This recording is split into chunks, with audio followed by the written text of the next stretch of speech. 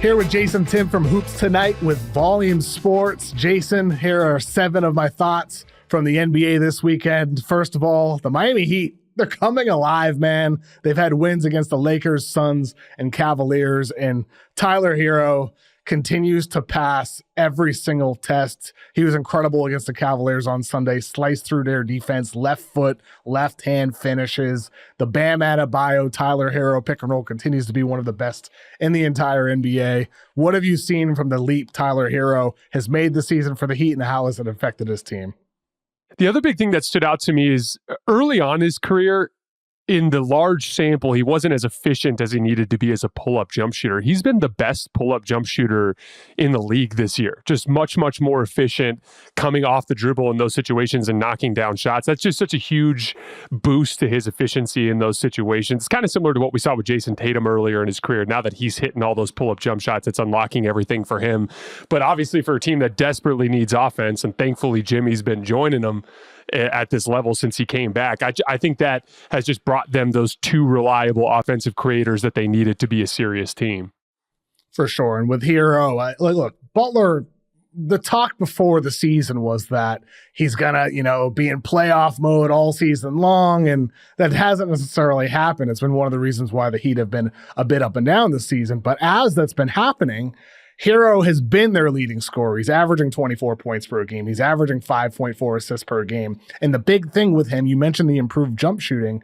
It's a change in habit for Tyler Herro. He's averaging a career high shots at the rim, 16.2%, a career high percent of shots from beyond the arc at 56.9%. And that's because he has basically eliminated the deep mid-range shot from his diet, a career low 8.4% of his shots have come from the mid-range. So he's cut that out from much higher averages, over 20% earlier in his career, 22.7% previously in his career. So he's cut that by a third. He's playmaking more often, taking more threes, getting to the rim more often. It goes to show, Heat fans were on my ass today on social media because of my take at the time of the Damian Lillard trade. I said the Blazers made the right decision. Tyler Herro could not have been flipped for what they ended up doing in the deal.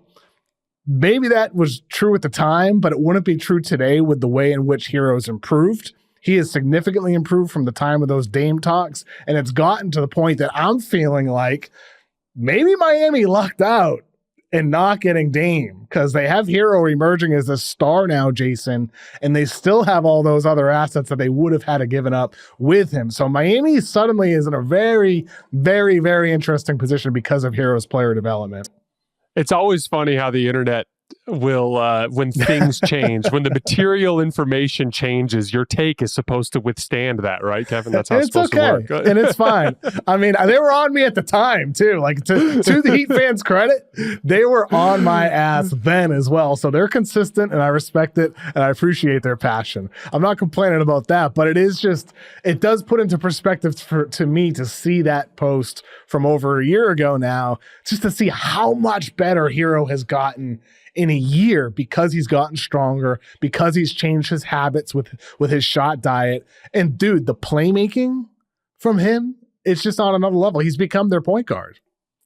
Yeah, and it started to fly. I was really impressed with him in the playoffs last year with the degree of difficulty that he had at some of the higher level reads he was making in ball screens. And like, again, when you're that much of a threat as a scorer, it starts to open those things up. And he's got the height and the athleticism to make the cross court passes and things along those lines. I've been really impressed with him to start this year too. Yeah, he's been excellent. Onto my second thought from the weekend, Joel Embiid looked the best that he has this entire season with his return on Sunday. He had 31 points, 12 rebounds, moved better than he has before. We've just seen the Bucks climb back over 500, and now quietly, Sixers still below 500, but they're 1.5 games behind from the play-in, 5 games back from the 5 seed, which is currently Miami. They've won 4 out of 5 games now, Jason. Do you feel like the Sixers have turned a bit of a corner here? Well, it's coming together at the right time. I think part of the thing that's really helped too is you saw in that second quarter stretch there when they were spamming that ball screen where Tyrese was just repeatedly feeding Embiid right at the elbow. I kind of like the layout where the two of them are the focal point and Paul George more functions as like an off-ball scorer, essentially as like the juiced up Michael Porter Jr. for the team. But they just have all of this shooting surrounding the two of them, and like obviously it's a little bit tougher when you get into some different matchups. Him going against Vucevic one-on-one kind of looks like a player going against his coach in the pregame warm-up sometimes. but I think, again, this is the beauty of the Eastern Conference. Like in the Eastern Conference, it's never too dark. You just have a couple of good weeks and you can make a substantial improvement in your situation in the standings. Again, it's going to require a lot. And like, I think the biggest thing is just them all getting lots of reps together, which is going to require them staying on the floor healthy together for a long time, which hasn't been the case. But I'm not going to sit here and pretend like it's over for this team, because it's just not, just like it wasn't over for the Bucks earlier this year. For sure. I mean, you're right. This is the benefit of the East. And coming up, they have Indiana, Charlotte twice, then Cleveland, then San Antonio, entering that Boston game on Christmas Day. So of these next 5 games, if they go 3-2 and they're entering Christmas 10-17, that's kind of a win, considering Embiid's health this year. And like, you're right in the play-in in the Eastern Conference with that group. And I mean, look, Embiid talked after the game and he's like, it's been depressing having to deal with all this and all that. But he looked better, I felt like, on Sunday. And like you said, I know it's against Vooch, but physically I felt like he looked like he was moving a bit better. Did you see the same thing as me? No, for sure. There was an early move he had in that game, a little left shoulder fade where he threw a hard shoulder fake towards the baseline. And for a guy with his big frame to snatch it back going the opposite the way he did and leave Vooch in the dust. The other dead giveaway where you can really tell when Embiid's feeling good with his body, he gets into these dramatic hesitation pull-ups where like he'll drop that shoulder and he'll look like he's going to drive, and then he'll just rise up into that 15-footer. And he just looked spry. He looked like he was moving it. And for the record, that's more important. We're not advocating for guys out here to play through injuries. We're advocating for you to do what it takes to get healthy and then stay in shape and stay on the floor as much as you can. The criticism for Embiid has been the process before getting to the court. Not like we're not trying to get him to play through injuries. He just needs to do what it takes to get his body right so that he can be out there. Yeah, I think that's 100% true. And obviously, we're talking about a guy who's had a lot of injuries in his career as well. Injuries are part of the deal with him. You almost expect him to miss time, which is why getting Paul George was so important, and why I think even ahead of Embiid coming back on Sunday and looking pretty good, it was encouraging that we finally got to see Maxey and George for an extended time, and McCain with his blossoming we've seen through the first stretch of his career. The team looked like they could at least stay afloat without Joel Embiid, and that was the whole thing entering the season, where it's like, oh yeah, Embiid not going to play back-to-backs. At least the Sixers can be competent in those situations, unlike last year, because of Paul George, because of Maxey. So we saw a little glimpse of that. So I'm becoming more optimistic about the Sixers. Granted, they're still not on the level of the Celtics or the top teams in the Eastern Conference. My third thought from the weekend, Jason, Brandon Miller, my guy. Brandon Miller is taking a leap. His last 11 games, 27.5 points, 6 rebounds, 3.2 assists, 41% from 3, and 66% at the rim. And that's the big thing to me, because we saw him over the weekend spin on OG Anunoby, dunk on the Knicks, and then on Sunday against the Pacers, late in the game, split the Pacers defense in a pick and roll, had a massive dunk in the paint, and that was during a stretch where Charlotte just closed out Indiana. Brandon Miller scored or assisted on the final 12 of 13 points for the Hornets. I thought he displayed patience, control, tough shot-making ability, and that skill level has improved getting to the basket as well. Brandon Miller, taking a leap. That left-to-right crossover that he hit Haliburton with on that hedge for the dunk, that move for him, he goes to it a lot, and it's one of the nastiest left-to-right crossovers in the league, because he sits in that high hesitation like he's about to shoot, and then he can quickly cover ground back to the right and get downhill. And I'm glad you mentioned the rim finishing, because that was kind of an issue in the early part of the season, but he's been doing a lot better there. A big part of it, too, is three-point volume. He's attempting 14 threes per game over his last 5 games and shooting really well off the catch. And again, we talked about that a little bit earlier with Tyler Herro, but you can do a lot for yourself yourself by taking the right kinds of shots. And he's shooting it so well off the catch. He's got a bunch of like pretty advanced scoring moves too. Like I saw him hit like a slow down where he does the slow down steps at the basket in a game against the Knicks a few games ago. He's got like a really nice fadeaway over both shoulders. He's got a good floater. Just a lot of really high level scoring ability. Really the only thing for me is like if he's another one of those guys where the shot hasn't really connected off the dribble yet. If he can get that going, and if he can improve his rim finishing on non-dunks, I think that'll go a long way to getting him to the next level. But I was high on him out of the draft. I had him over Scoot. Did you have him over Scoot? I can't remember. I did have him over Scoot as well. Yes. Mm-hmm. That's looking good for the both of us then, huh, Jason? Yeah. Yeah, I think part of it too is like I think we're just seeing so much of this where the ability to score over the top of defenses becomes so important when you run into higher level defenses down the line. And I just saw him as a guy that could consistently get to his spots and at least be an option in those situations. And it's something that's bared out to this point. Yeah, I mean, look, my argument at the time of the draft was you're talking about a guy who's 6'9", who has great shot making ability from the perimeter, who showed improvement getting to the rim, defensive versatility, and just an MFer attitude on the floor. No fear, never scared. Versus Scoot, who's a 6'1" guard, a very good athlete, but not an elite athlete, not a Derrick Rose athlete as he was hyped as, with a questionable shot. And so I just felt like Miller was the higher upside and the higher floor pick. Now, Scoot, he's shown flashes. Maybe he'll still pan out. But Brandon Miller, I think everything we've seen from him, he has the ability to play next to other stars. When LaMelo's out there, as you said, a knockdown guy off the catch, 14 threes per game, well over 40%, and can hit him from deep as well. Off the dribble, he goes through spurts where he is draining everything. He shot over 45% from mid-range last year. Right now, he's around 28, 29% from three off the dribble, low 30% from mid-range off the dribble. I expect that number to go up. He had a big pull-up late in the game against the Pacers on Sunday. I think we're going to see more of that success as the season continues, like we did last year in Charlotte.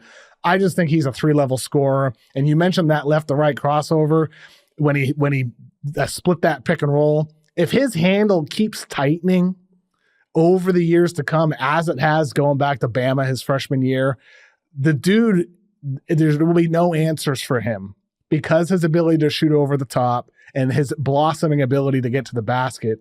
To me, that LaMelo Ball, Brandon Miller core, that is something that could become one of the most unstoppable duos in the NBA. I just hope, we talk about health all the time.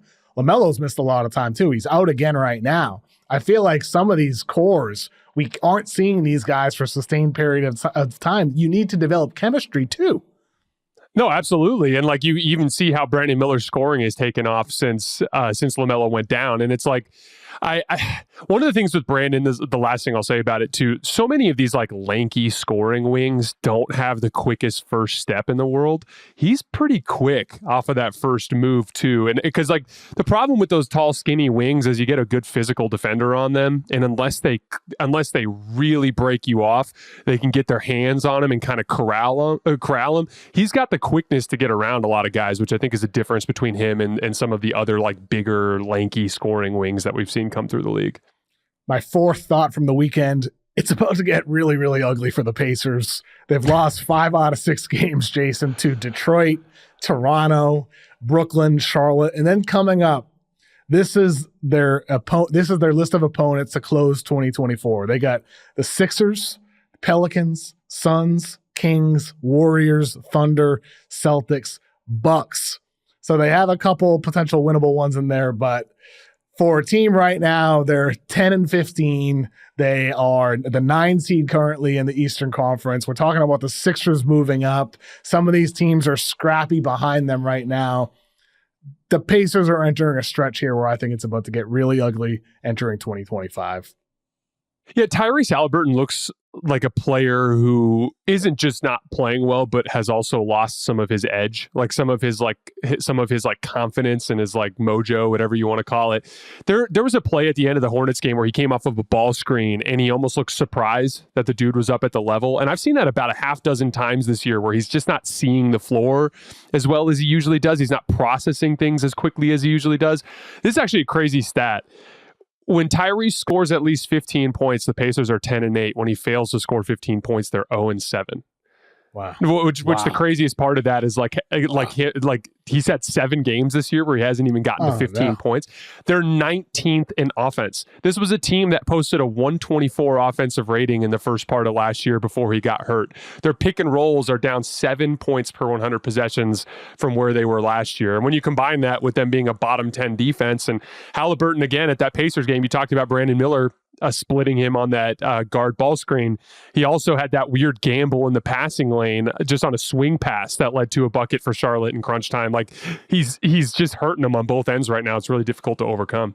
It's so depressing from an Indiana standpoint. If you're a Pacers fan right now, you're feeling good after last season. You make the East Finals. You had traded for Pascal Siakam. You're like, entering a summer, Haliburton can get healthy, build chemistry with Pascal Siakam. Maybe the young guys get better. Guess what? They have. Mathurin has improved. Jarris Walker is one of the silver linings off their bench. He's had some good moments. The team has improved around Haliburton, but Haliburton himself is just nowhere close to the magic that we saw in the first half of last season. It really does go to show how tough team building really is, because Haliburton's the guy you expected to get even better from this. But it's hard to feel much confidence in that.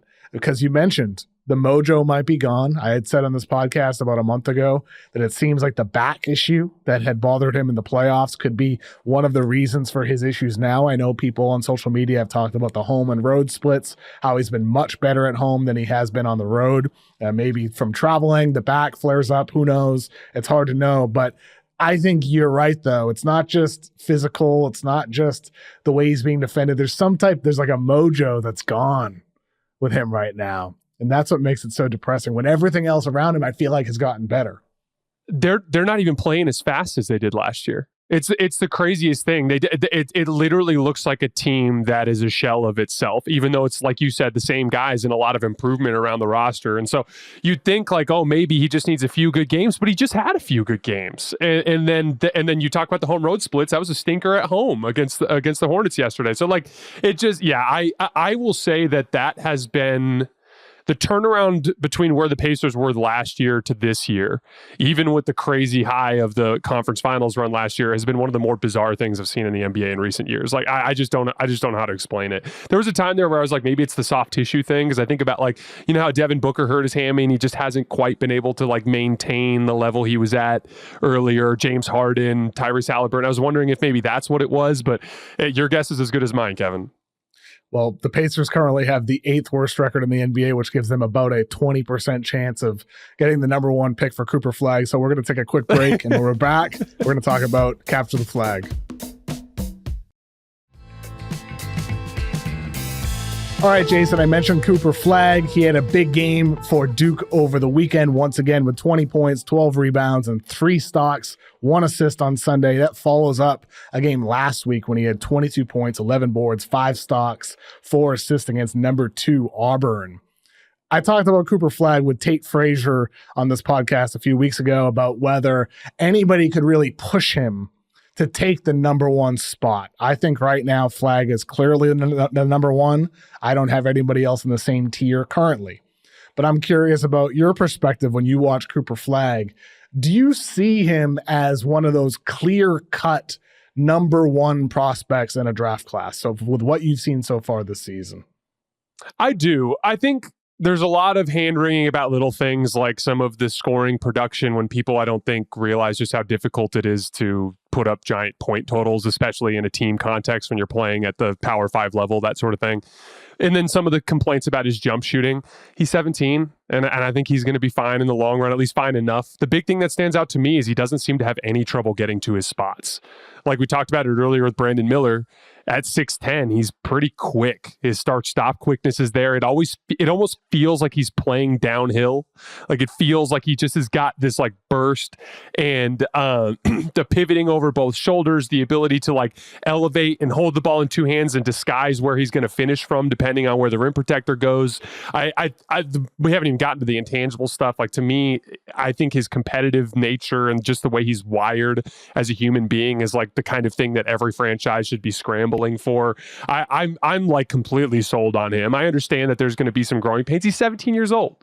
It's going to take some time. There's going to be some stinkers in there, but to me, he looks like a guy who can get to wherever he wants to on the floor, who's got a ton of room for skill improvement in the long run and is wired the right way. So you can't go wrong with him. I think that's spot on. I mean, that is really my fifth thought from the weekend is that Cooper Flagg continues to prove he's the clear-cut number one pick. That's the way I feel about it. I think it was the Auburn game last Wednesday. You mentioned the intangible factor, like the hustle. It's also his awareness. Like for a 17-year-old, his defensive awareness. He had this great help rotation late in the game against Auburn where, I mean, like he's 6'9", 6'10". He looks like Draymond Green helping at the basket. And then he grabs the rebound and he dribbles up the floor himself and he makes this cross-court pass to the left corner from the right side of the floor, and it's just pinpoint pass. His teammate bricked the three, but it's like just one of these sequences where you're like, okay, elite rim protection as a help defender, elite pass in transition, bringing the ball up himself, and this is a guy who's going to be a connective star. If the skill level as a shooter develops over time, you're talking about a dude that's going to be one of the best players in the league. And if it doesn't, you're still talking about a guy that makes a winning impact in virtually every single category on the floor and can still get buckets. I mean, he's leading Duke in points. He's averaging over 20 at age 17. He's still scoring late in games, even without a reliable jumper. If that comes along, like, it's a wrap. He's going to be one of the best players in the league. And if it doesn't, he's still going to impact winning. That's the way I feel with Cooper Flagg. Like, there's a high floor with this dude and a high ceiling. You can't say that about anybody else in this year's draft class to the level you can with Cooper Flagg. He also plays with strength in a way that I think will be leveraged even more when he gets into NBA strength and conditioning for a few years. Like, he doesn't get bumped off his spot super easily. He fights for position. He brings physical aggression to every confrontation, whether it's a box out or like just a dude fighting for post position. Like, I think he's got a nasty streak. I think he's going to be really good right away. On that point, Jason, is there a player he reminds you of, past or present? Do you have a comp for him? Oh my gosh. You know, there were a couple of, this is a bad comp because I think he's a little quicker, but like there were some possessions where it reminded me a little bit of Paolo and his ability to kind of like feel the defender's body and pivot the right way to kind of turn over a different shoulder, and just kind of a little bit of that like downhill power spin game reminded me a little bit of Paolo. But you know how it is, like with those comps, it's always like a smorgasbord of like 6 different players that turns into who the guy is. I mean, I think that's one of them that belongs in the bunch. It's like, for me, I have a list of Pascal Siakam, later career Blake Griffin, Andre Kirilenko, Scottie Pippen. Like, there's like a big mix of guys you can put together that kind of sort of work for Cooper Flagg. But I can't think of just like one clear-cut name for him. He's a big mix of players. The Blake Griffin one is interesting to me because he's another guy that like kind of, it almost seemed like the floor was tilted towards the basket when he was making, like it almost feels like he's leaning towards the rim all the time and just everything is attack, attack, attack. I mean, people forget, like, even when Blake Griffin was like a 100th percentile athlete in his prime, but even late career Blake Griffin with the Pistons, like, he's a damn good player, man. I love that version of Blake Griffin. So, like, there's a little bit of that in Cooper when I watch him. My sixth thought from the weekend, the Brandon Ingram injury is actually a good thing for the Pelicans. He's out indefinitely with a severely sprained right ankle. I know there's talk about them trading him or extending him. I think it's a good thing because we're going to see a hell of a lot more Trey Murphy. We're going to see more Herb Jones. We're going to see more guys off their bench. We might get more touches for Jordan Hawkins. To me, this Pelicans team, which stinks, that's tanking. It's one of the 3 worst teams in the league right now. You're going to see more of the guys who actually have a future with this franchise. So for Pelicans fans, I know it might get even uglier without Brandon Ingram out there, but to me, this is a good long-term thing for the team. I agree. I've always viewed the long-term vision of this team as more of a drive and kick team, somebody closer to Boston than like the methodical pick and roll brain. Because Brandon Ingram, I actually think is kind of underrated a little bit. Like, I think when he's in rhythm and he's healthy for an extended stretch and he can really operate with the ball in his hands, I think he's actually one of the better passing forwards in the league. Obviously, he can get into rhythm as a scorer at all 3 levels. I just don't think it's the right fit for him there, because there, I think this team is is at its best when it's dribble penetration off of Zion and a bunch of dudes like Trey Murphy, like Jordan Hawkins, like Herb Jones, like you talked about, guys that can knock down shots and drive closeouts. And then essentially become an advantage creation, advantage extending, like take a bunch of catch and shoot threes, a bunch of stuff at the rim. That's the way I see the team in the long run. And then in addition to that, when you think about Zion, a lot of times people think about partnering with a rim protector, and that ended up being another huge part of the center approach this season. Like, oh, well, let's try this, let's try that, let's try putting a big who can shoot next to him. And really, I think the best thing you can do to anchor Zion is surround him with elite perimeter defenders, guys that can really contain the ball and switch, so that you keep him out of situations where he needs to be, really active on the back line defensively, where he can be lost sometimes. So, like, I think in a weird way, it's Jason, like part of the transition of the team. I would love to think about the team building around Zion, but like, we don't even see him on the floor, dude. Like, we just don't. I would love to think about team building around Zion, but where is he? We never see him. He's eventually going to come back, right? How long? Actually, you want to know the last time I saw him, Kevin? I was scrolling through Twitter and I was like, I know that dude. Who is that? Oh, wait, it's this guy named Anthony who does tattoos here in Tucson. The guy for he did an episode of Inked.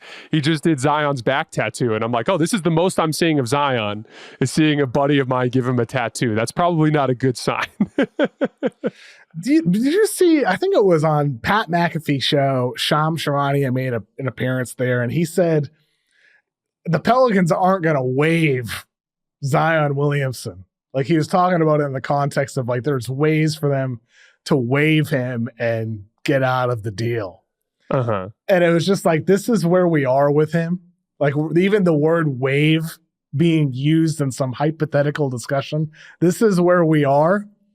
I mean, dude, it's depressing. Like, what man. a bummer. What a bummer. It's depressing after I literally watched LeBron and AD just not be able to guard him in a play-in game last year.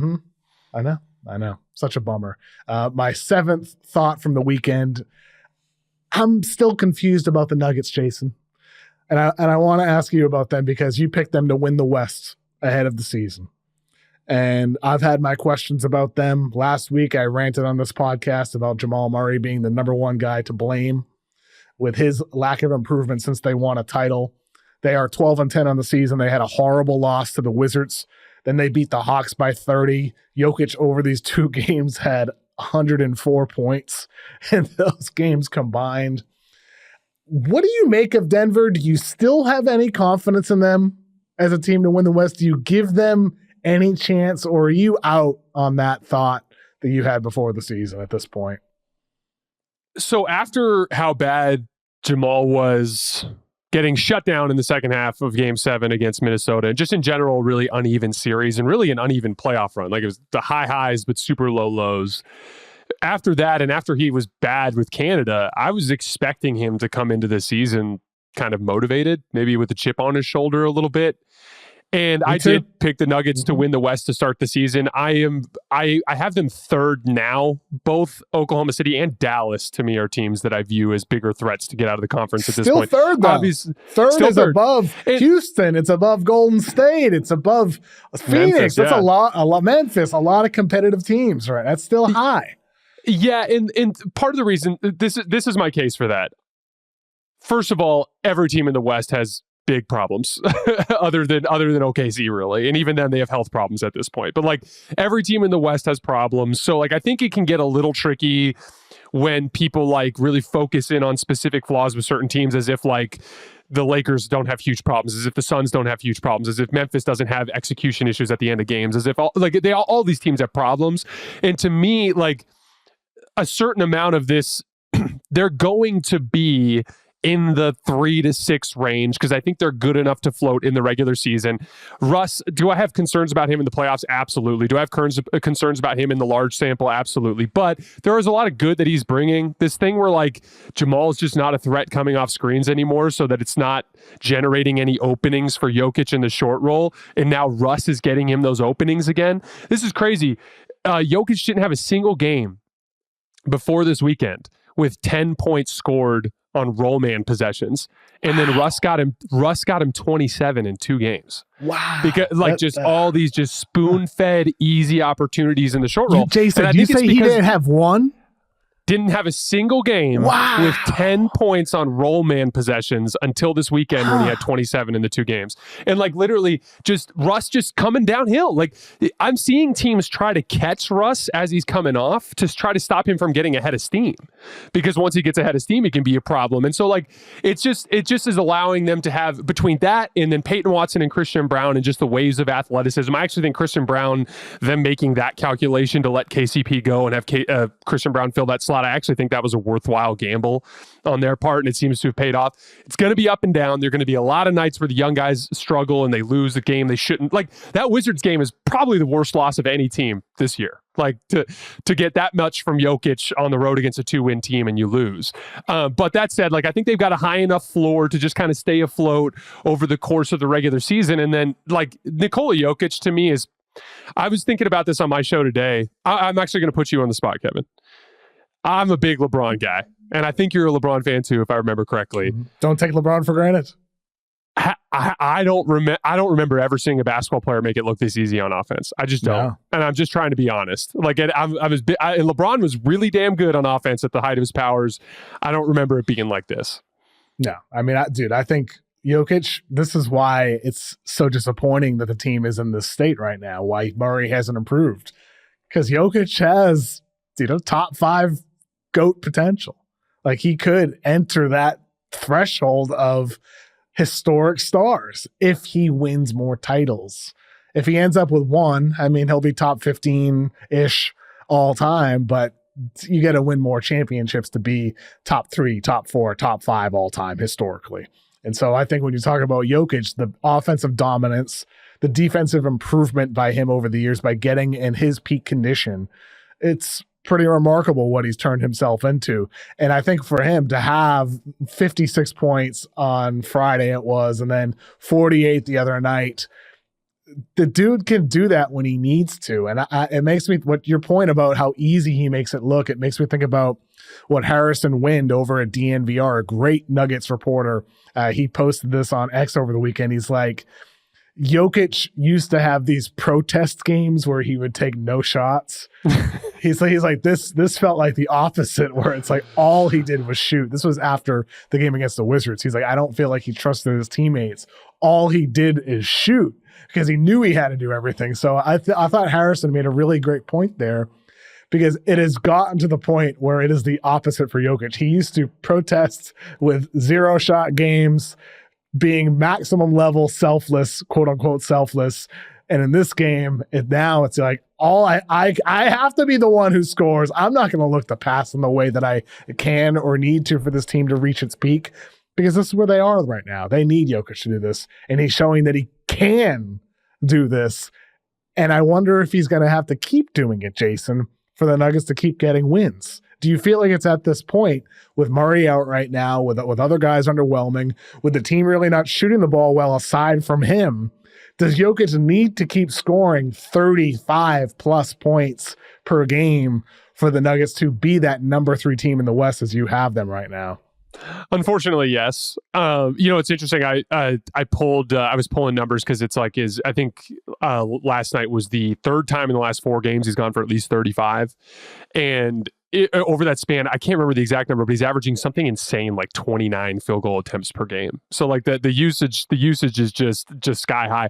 A big one that he's been bringing out is like there's been so much talk about the jump shot, which obviously is way better than it was last year, and obviously that helps in pick and pops and in spot up situations, and him being able to drive closeouts, which is such a huge part of his game. But another big part of it is he's starting to hit like the face up jump shot where he like comes off of a little curl around the elbow or just catches there for an ISO, and he just kind of sits there and leans and jabs and then just kind of leans back and shoots. So awesome. Like he's got that one going, and that one, it looks like such an easy breezy little flip of the wrist that it feels like he can do it without much work, and that not really even is breaking a sweat at all, Jason. It's crazy. I know. That to me is the thing that really sets him apart, is like you talk about, it's like, yeah, he's going to need to do this, but it's like he's so big and he plays such a ground bound, like physical leverage style of play where he always feels like he's playing balanced on 2 feet, that it just doesn't look like it's that difficult for him. And maybe it is, and you and I are making light of it, but like it just seems like he's just cruising through this, and it's not too difficult for him to just leverage certain parts of his game to cover for roster deficiencies until they get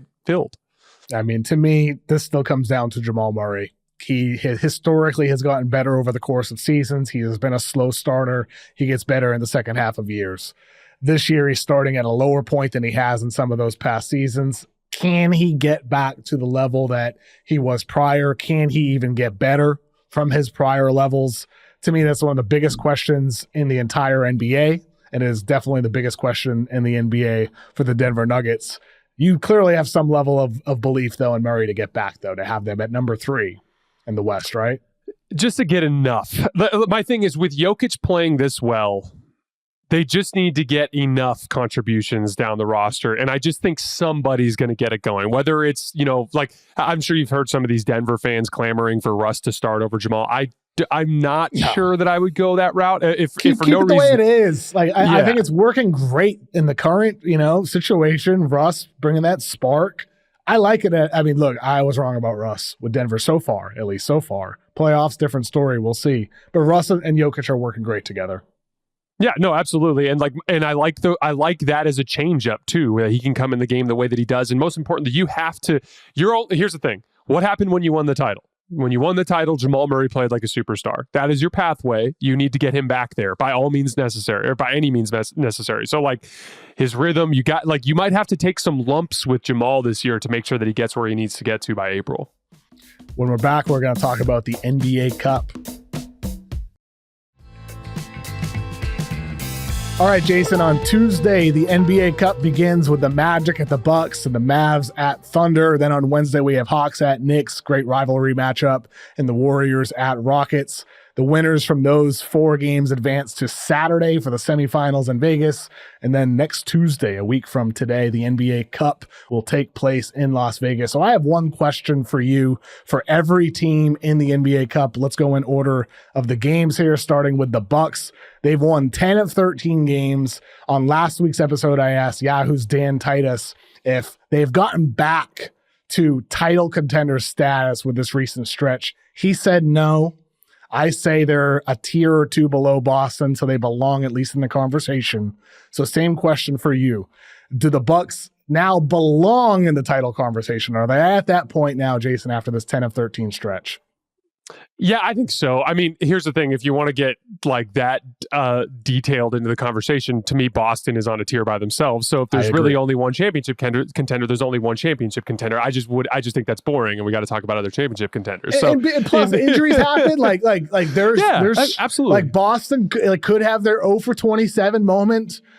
Ankles can get turned. To me, conversation is a very vague term. It could mean 4 different teams belong in the conversation. Boston's the clear-cut favorite, but Cleveland belongs in the conversation. To me, New York belongs in the conversation, and Milwaukee belongs in the conversation when they have Giannis Antetokounmpo, who might be the MVP this season, Dame coming along. The rotation looks so much better at this point with Andre Jackson out there, AJ Green. Doc Rivers is really playing well right now as a head coach, making decisions, pulling the right strings. I've been impressed by Doc. So to me, they belonging in the conversation, that's pretty broad. Absolutely. To your point, we talked all year last year about Boston versus Denver, Boston versus Milwaukee, Boston versus Philly, and they never had to face any of them. So you could be one of those 29 teams that's well, what are we going to do if we get through Boston? And you might just get there and Boston might not be there. And then suddenly you have a chance to get the trophy. So I 100% agree with you. I do think this Bucks team is better than last year's team. I think Dame and Giannis are both better than they were last year. And again, the record might not reflect this because they got off to such a terrible start, but that's a whole other thing. And they were playing really bad basketball. They were even losing to bad teams during that stretch. It's kind of it almost feels like so long ago, I don't even recognize that team. But Giannis, I think, is playing the best basketball of his career. I can't believe some of the stuff that he's doing. Him being able to pivot over his left shoulder and hit a little hook shot consistently now has been something that's really unlocked him in the half court. Again, Dame has had some stinkers in there, but he's also had games where he's really carried them, so I'm not really concerned about that. AJ Green and Andre Jackson have provided pretty solid point of attack defense as of late. For 48 minutes, you're getting pretty decent contributions there. Taurean Prince admirably filled his role, but Chris Middleton looked like Chris Middleton in the matchup against the Nets yesterday, and it's just good to have him back. I think both Brook and Giannis are playing the best defensive basketball they've played in a couple of years. I think they're very much a serious team at this point. You mentioned Andre Jackson with his point of attack defense. the help defense as well. Like, he had a play, Day'Ron Sharpe rolled to the rim, and then oh my God. Jackson rotated. You saw this, right? He rotated over to help, and he had the springs in his legs ready to leap vertically to contest the layup. But then Sharpe kind of pump faked, hesitated, and Jackson just stayed down. And then when Sharpe went up, Jackson sprung right up, completely altered the shot in a way that, like, a player, much smaller, much lighter, should not be able to do, but he forced the miss. They get the ball, they score on the other end, and then a few minutes later, he had this just beautiful, mind-blowing chase down block on Dorian Finney-Smith. Yeah, it led to this it led to this weird, annoying review that took way too long, but that's beside the point. But anyway, the point is, Andre Jackson made a big-time shot alteration against Day'Ron Sharpe, where it was just such a smart, high IQ play. Like, he had just such good feel as a help defender, and he's a great point of attack defender. Credit to Doc Rivers for a guy who notoriously over his career doesn't like to play young guys, giving a chance to Andre Jackson, giving a chance to AJ Green over Pat Connaughton. Those decisions have really worked out for the Bucks. I've been very impressed by what they've done. On the other side of that matchup on Tuesday, the Magic, sadly, very depressing, out without Franz Wagner. He's out indefinitely with a torn oblique. Same injury as Paolo Banchero, so not looking good for them in the NBA Cup. It looks like Jalen Suggs is going to be the guy who's going to have a much bigger offensive load. He had a much bigger shot diet on Sunday without Banchero, without Franz Wagner. Here's a stat for you, Jason, though. In 199 minutes this season with Suggs on the floor, without Franz Wagner, without Paolo Banchero, the Magic have a 98 offensive rating in those 199 minutes. It's a -9 net rating. Their defense stays elite, but their offense just goes down the drain. So they're going to need other guys to step up. So my question for you about the Magic is, who else needs to step up on the Orlando Magic for them to survive offensively? I think it's mostly about leaning on their high floor, which comes from what they can do on defense. Like, you're still fast as can be on the perimeter. You're still a team that's big and physical and that can make teams work. Their schedule's pretty tough moving forward from here, but most of the games are at home. So I would lean on that energy and on that defensive effort to try to keep games close. And to your point, it's going to get ugly at stretches. I actually thought Jalen Suggs was pretty good yesterday. He was really good. I didn't. It's always funny every time a guy gets hurt. You see guys start to dig a little deeper into their bag and get a little more aggressive. And he had some footwork and some pivots and some counters in the short to mid range yesterday, where I was like, okay, Jalen, I didn't know you had that in your game there. And he's a top 5 pick for good reason. Like, he showed these flashes at Gonzaga.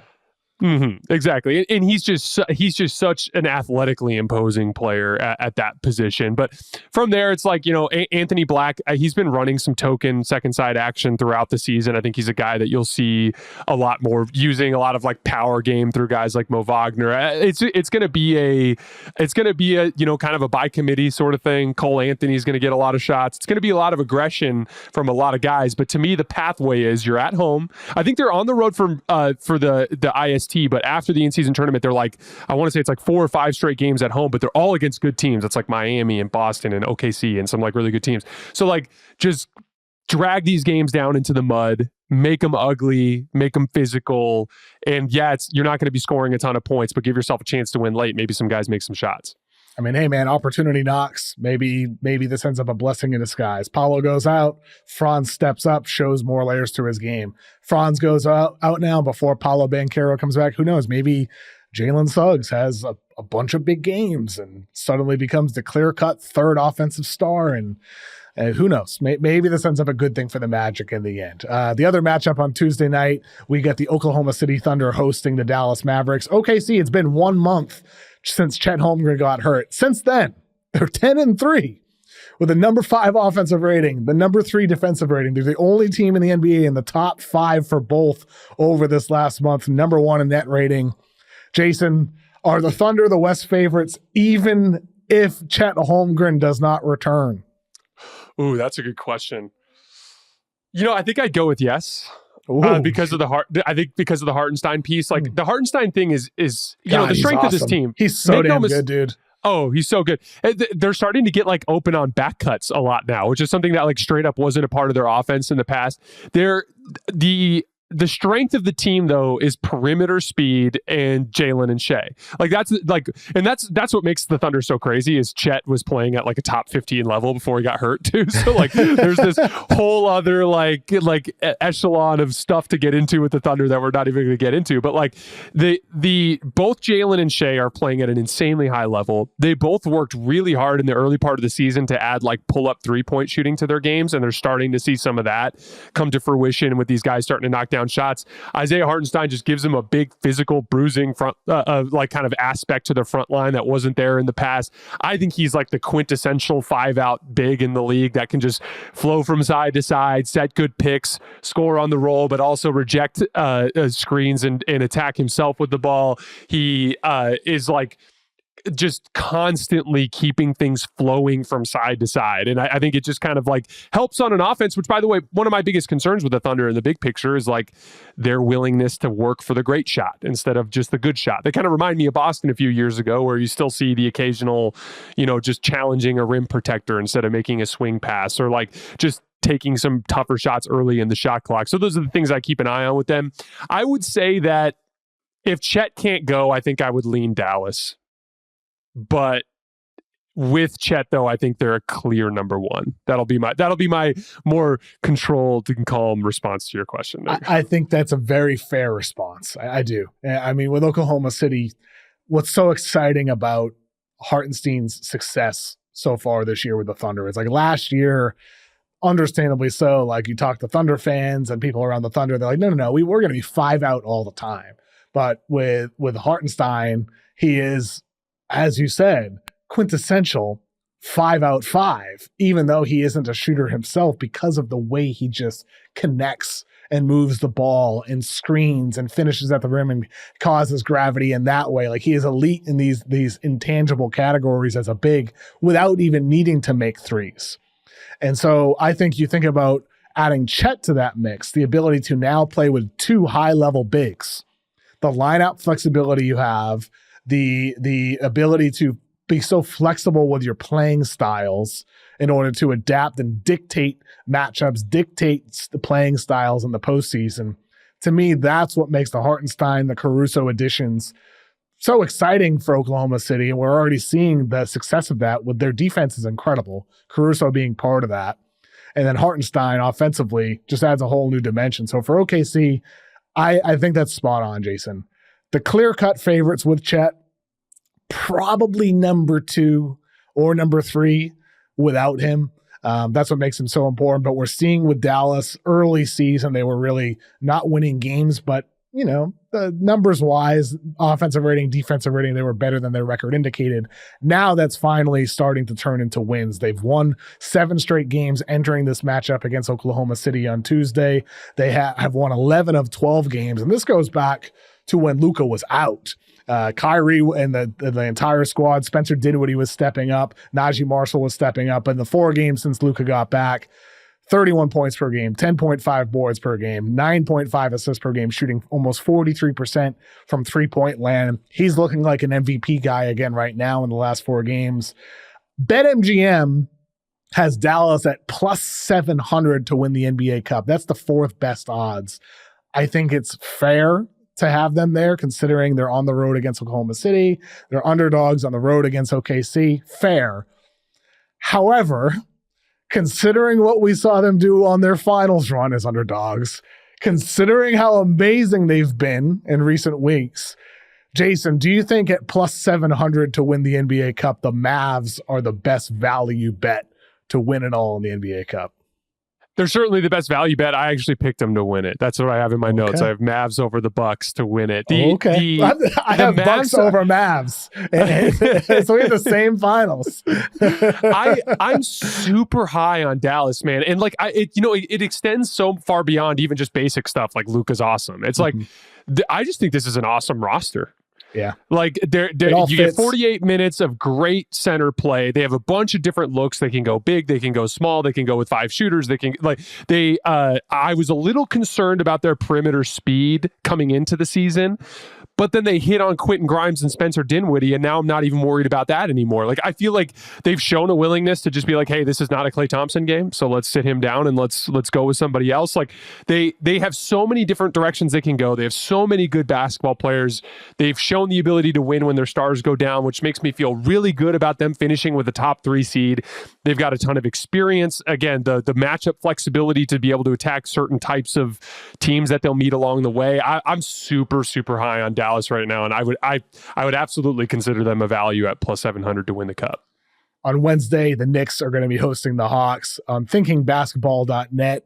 Ben Taylor's great website. Obviously, everybody knows his YouTube channel. They have a bunch of stats on there. So that Thinking Basketball, they have offensive rating, very simple stuff, but against league average.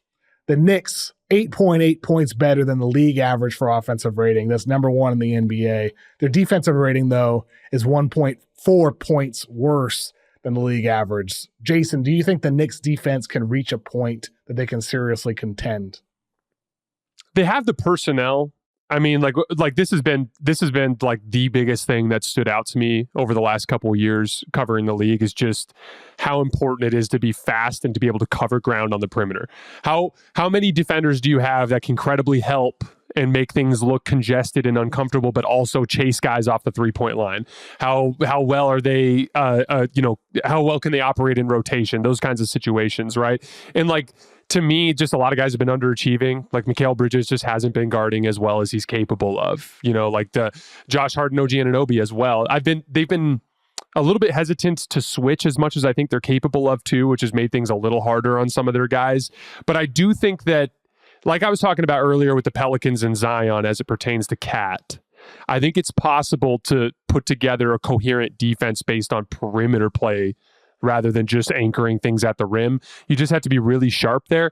And I think in a lot of ways, they're a victim of their own success in the sense that they've just been scoring like you wouldn't believe. Like everything that you would have dreamed about putting really good offensive players around Jalen Brunson and turning this into more of an equal opportunity offense has come to fruition, and putting a real pick and pop big next to him. All of that has worked so well that I don't think they've been incentivized to really polish things up on defense, but inevitably they're going to run into a stretch of games where the schedule kind of forces them to. I do think we'll see better defense out of the Knicks in the long run. You mentioned Jalen Brunson, the more equal opportunity offense, the pick and pop attack with Cat, and all that's been sensational. Number 1 offense in the NBA. It's been excellent. But another Thinking Basketball stat, Brunson, his time of possession, the percentage of time that he has the ball in his hands is 48%. That's number 1 in the NBA on thinkingbasketball.net. Wait, 48% for the whole team? Are you serious? Yeah, so when he's on the floor, he has the ball in his hands 48% of the time. Wow. So that is number 1 in the NBA. For reference, Luka is at 35%. So like that, just to put it into perspective with where another guy who has this reputation as having the ball in his hands all the time is Chris Paul, 37%, SGA, 38%. So Brunson at 48% of the time that he's on the floor, the ball is in his hands. Is that sustainable? Because to me, it feels like too much. I know their offense is roaring right now, but I want to see a bit more Cat on the elbows facilitating. I want to see Bridges step up his game. Like I want to see the ball in some other guy's hands more for the playoffs to feel like it's not just all on Brunson. It can't just be all on your little 6-foot guard. To me, I think you need these other points of attack. That's legitimately one of the crazier stats I've heard this year. That is, I wonder how much pace plays a role in that. But that's crazy. Because I tend to agree with you. Now, I think it's complicated in the sense that you want to know who's number 2? This is crazier. Do you want to take a guess? Who's number 2? I'm going to guess that it's either LaMelo Ball or LeBron James. Who is it? No, it's Dennis Schroeder. Dennis Schroeder. Dennis Schroeder. I like Dennis. I think Dennis can play. 47% of the time, the ball is in Dennis Schroeder's hand when he's on the floor. That's crazy. I know, it's crazy. I will say this though, like they have a lot of guys that are like, and this is what I think is really smart in terms of like pairing stars with different types of players. And I'm sure we'll talk about this a little bit when we get to the Warriors, but like I think off-ball scoring complements on-ball scoring really well. And one of the things that I think is smart about the types of guys they've gone with is like Jalen Brunson does dribble the air out of the basketball. Jalen Brunson does have it in his hands all the time. So if you get guys like, to me, Mikal, OG, and Cat are all like off-ball scorers. They're guys who are really gifted at scoring when you give them an advantage. But yeah, like there are some limitations when you ask them to initiate things. And so I think part of maybe a potential counter there is to come up with like simple pet actions where Jalen Brunson is maybe setting things up, but it's like early in the possession where he gets rid of the ball and someone looks to attack right away, so that at least other people are getting into a rhythm, to your point. But to your point, it's hard to micromanage an offense that's lighting the world on fire. I know exactly, it is. And on the other side of that, we have Trae Young and the Hawks going into New York. I'm sure the fans will be very nice to him on Tuesday night. Trae Young third, by the way, and possession time at 46%. Trae's had an interesting year because in some ways I watched Trae and I'm in love with what I'm seeing. He had his 20 assist game. He's 12.2 assists on the year, but he's shooting only 31% from three. He's below 40% from the field. He's taking only 16.7 shots per game. That's a career low since his rookie season.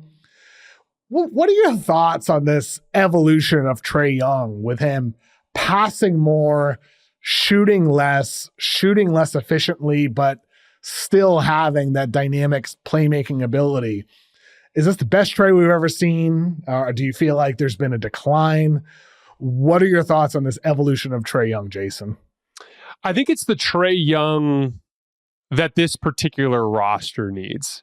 This team actually reminds me a lot of the Clippers in the sense that you lose a second star, right? Of obviously DeJounte Murray, Kawhi Leonard, very different types of players, but same general idea. But like the roster build that has been left over is pretty similar in the sense you look at the Clippers and it's like James Harden and Ivica Zubac. It's like kind of match made in heaven for ball screens, and then just athlete. Every athlete just runs and jumps as well as everybody else does and can do some basic rudimentary like, shooting and driving, closeout, stuff like that. In Atlanta, it's the same thing. It's like you have Trae Young, you have Clint Capella, the same kind of like pick and roll duo that's got all this chemistry over the years, and then it's just athlete, dudes who run the floor, and like it's almost the perfect fit with Trae in the sense that like you know how it is with Trae compared to like the rudimentary playmakers in the league, where like Trae's really good at like kick ahead passes, lob passes, hitting cutters along the baseline. So it's actually like a really perfect fit to have him as like this passing fulcrum around all these athletes.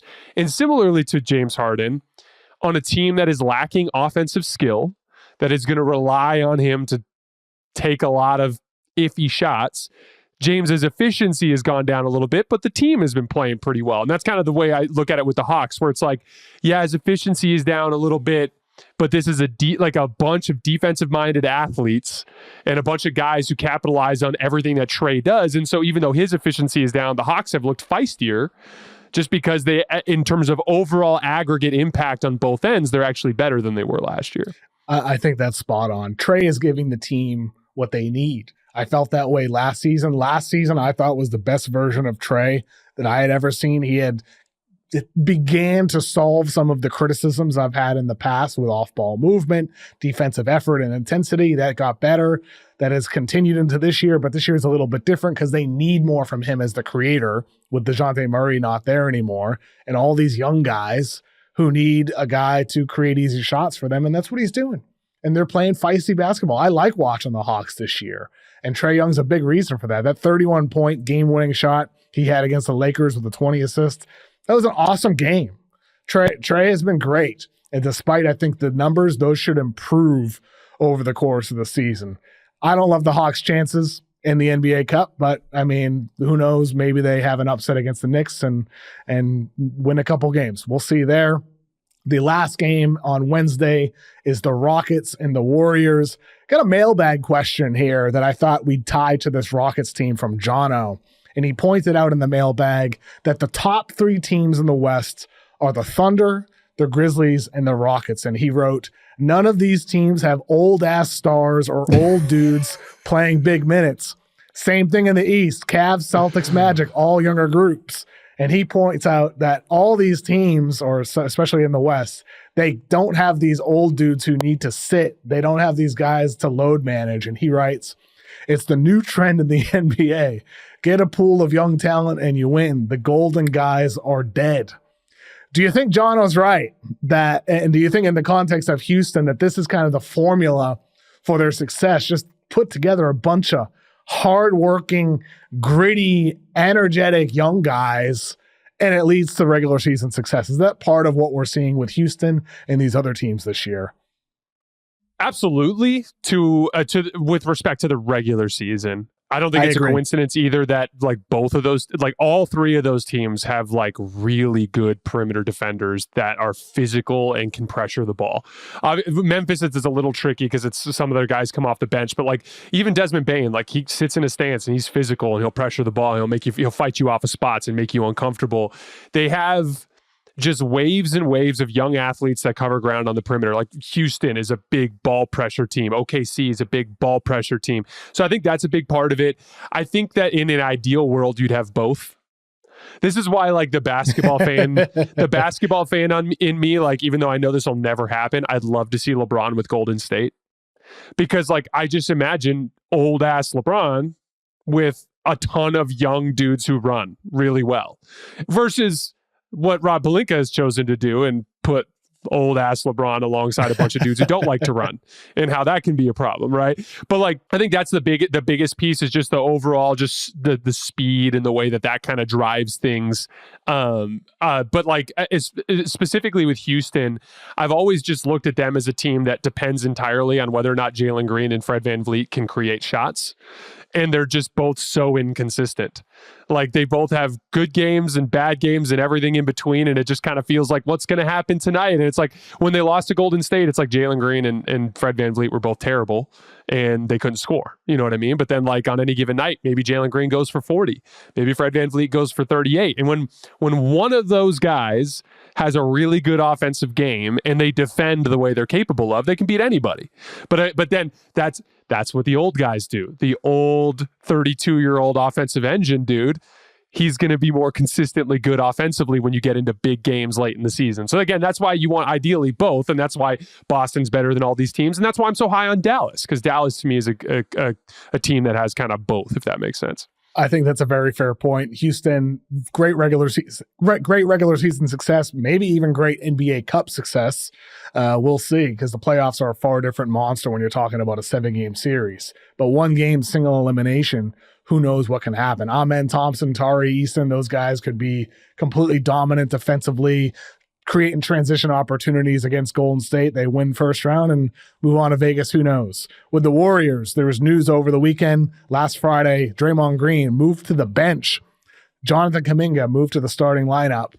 Sunday, that was different because Wiggins was out. But, you know, this seems to be what's going to happen moving forward, Jason. Draymond Green coming off the bench. Kuminga starting games. Is this happening solely to pump Kuminga's trade value? I believe that's the case. What do you think? That's exactly what it is. Because like, that's it. No other reason. That's the sole reason. The sole reason. No other reason. I think it's the sole reason, because like it is a public dump. This is they're holding him out their Simba style for somebody. Yes, a pump and dump Jonathan Kuminga. That's what it is. Yes, it's. You can see how you're thinking in terms of what they need, which is they desperately need a front court player that can consistently give them 20 points a game efficiently. Like that's what they desperately need, in my opinion. And if that was what they actually needed, Wiggins is just a better option for that right now, because like Wiggins can do it more within the flow of their offense, where it feels like Kuminga's a little more ball stoppy, a little bit more of like a guy where things have to be kind of catered for him to go off offensively. And like in theory, over the last 4 games, Kuminga's averaging 20 points and he's been kind of efficient, but it's like if you dig a little deeper, it's like the one game when Steph was out, he had 30 something, and then he's been really uneven in the other games. And so like, I think it's strictly just an attempt to try to drive up his scoring volume and efficiency, put together like a solid 2-week run where he's averaging 23, 24 points a game, and then maybe you can move him. I'm convinced that's what it is. I think so too. I mean, and as it should be, it makes total sense. You put him on display for teams around the league to say, oh, that's what he could do for us.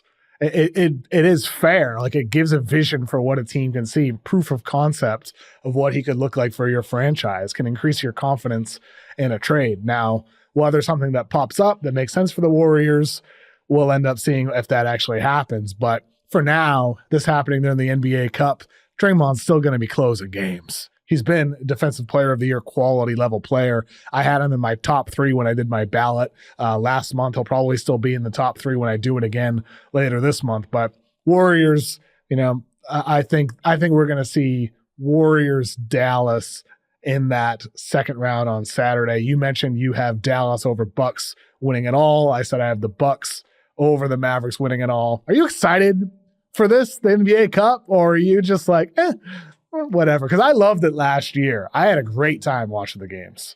I'll take it a step further. I love it. And I think it's really lame when people complain about it. I'm like, dude, what's wrong with you? Why? How could you not like this? It's basketball. It's stakes. Like, I don't understand the people who hate on it.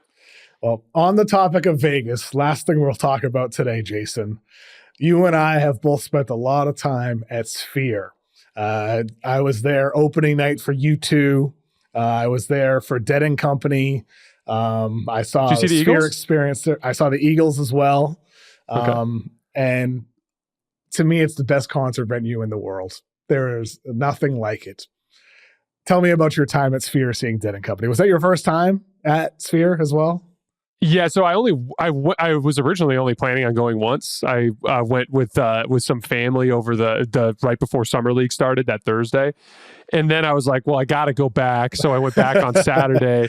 Because you're a real deadhead as well, right? Like, you're a legit deadhead. Yes. Yeah, my parents raised me on it, and then ever since John Mayer took over, I'm just like completely invested. But like, I had to take my wife because like I've like, you have to see this. This is like an incredible experience. And like it's funny because at the risk of doing a terrible job, I always tell myself I'm never going to try to explain it because it just pales in comparison. But at its base, it's just a very good venue experience. Like, the line to get in, very smooth. The concession lines, very smooth. The bathroom lines, the very best smooth. Concessions I have ever been to at any arena. The best. Easily. Yes. You're never waiting for anything. The temperature in the venue is perfect. Yes. The seats are incredibly comfortable and spaced out the right amount. Like, so that's step one. And then I'll also throw in the acoustics are by far the best. Like, dude, I saw Dead and Company at Oracle Park for their final show and the final tour. The final tour before they did 2 more tours. So, and I was sitting in seats, beautiful view of the bay, like just an unbelievable experience. And the sound quality sucked. And I was like, this is kind of ruining it for me. And like, even when I sat at amphitheaters, like, that are meant for music, it just, nothing to me compares to that like perfect acoustic surround vibe that you get at the Sphere. And none of that even comes close to the fact that the visual experience is like unlike anything you've ever seen. And beyond the actual digital displays, like even just something simple like having the artist on the screen with perfect real-time crisp imagery to put everything together. It's just a 10 out of 10 experience, man. And you know better than anybody because you've seen more people there. I mean, dude, it really is remarkable. The sound, it's like they have this innovative sound technology that beams the sound waves to individual seats. So it's like replicating the experience of having like a good speaker system in your room, like high quality speakers next to you. That's what it's like, except they're not. They're very far away and the sound waves are being beamed to your seats. And it's amazing. Like you mentioned the visual aspect. I brought my mom there this summer. It was one of the last things we did as like a little summer trip. We drove to Zion National Park in Utah, which was gorgeous. And then on the way back, we made a pit stop in Vegas and I surprised her and said, hey, I'm going to take you to Sphere. And she's like, oh, wow, I never thought I'd get to go here. And so, because she knows how I've always raved about it. And so like she like talks about it all the time now because same thing you said. You talk about it, you feel like you can try to do a little bit of justice to it. You can show videos to your friends and all that. It doesn't compare. And that's what she said. She's like, when you go there, then you get it. With the sound, with the video, the visuals. And she didn't even see a concert. She saw the hour-long movie they do, Sphere Experience. Was that thing which cool? Is very cool. It's cool. Yeah, I've seen it twice. Like if you can't see a show, I'd recommend, going to that to anybody who wants to check it out. It's cool. It gives you the idea and it's beautiful. Like the visuals and you get to experience the audio and all that, but nothing matches a concert, in my opinion, but it's very cool. But yeah, like she says the same thing as you, where it's like, you're like, all the things you said to me and showed me, it doesn't do it justice because it can't. And to me, like it's the sound, the visuals, the experience there. It is without a doubt the best concert venue in the world. The reason why I wanted to bring it up with you today is A, Vegas, but B, Dead and Company. They're back. They're back, man. They're back. I'm so excited. Dude, I was literally saying to my wife, I was like, after the last show that we went to last year, because I actually missed one too. I had a flight get delayed for a storm, and I was supposed to go to 4 shows last year, and I only went to 3. Oh wow! So you went to only 3? Wow. Yeah, only 3. But yeah, when it was done, I told Carly, I was like, I hope they're not done because they're playing too well right now. Like it just like they are peaking as a band right now, and they've added enough young talent to kind of keep even the older guys invigorated. And John, to me, watching John is like watching LeBron or Michael in his prime. Agree. It's like he's unbelievable. It's like he gives a great show every single night. He takes a personal responsibility in providing a show. I think he's one of the most gifted musicians ever, personally, and that doesn't even account for the fact that he's like a pop star. Of multiple decades now, of 20, 25 years, he's been a pop star. So like John Mayer doesn't have to do Grateful Dead. Like he doesn't have to, but he's been doing it just for the love of the now? game, Kevin. Exactly, love of the game, and he's keeping the music on for a whole new generation. Because I'm not a Deadhead, but John Mayer looped me in and introduced me to the Grateful Dead, and I've become a fan. Like I've listened to more Grateful Dead in the past year than I ever had combined in years past after seeing them live. So yeah, John Mayer, a true legend. He really true is. Legend. And he can play and talk about, tie this to basketball. You mentioned they brought in young talent. You need that balance, and that's what this band has right now. And John Mayer, a star who never stopped getting better. Oh, John my goodness, Mayer, man. continuing to add layers to his game over the years. What a talent.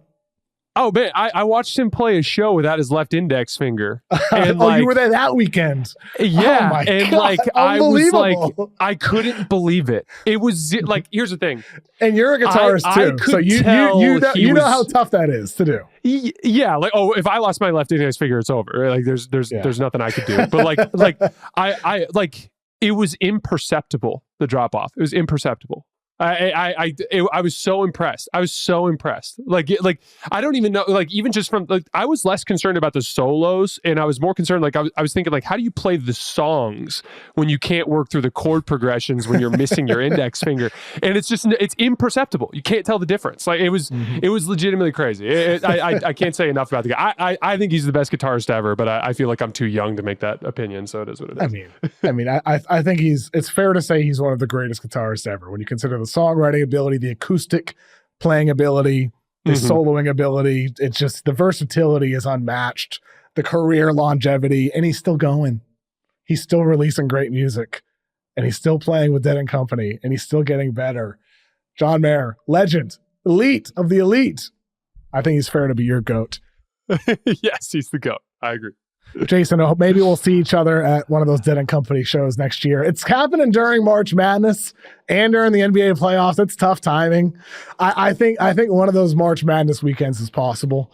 I might be able to pull that off, but NBA playoffs not happening.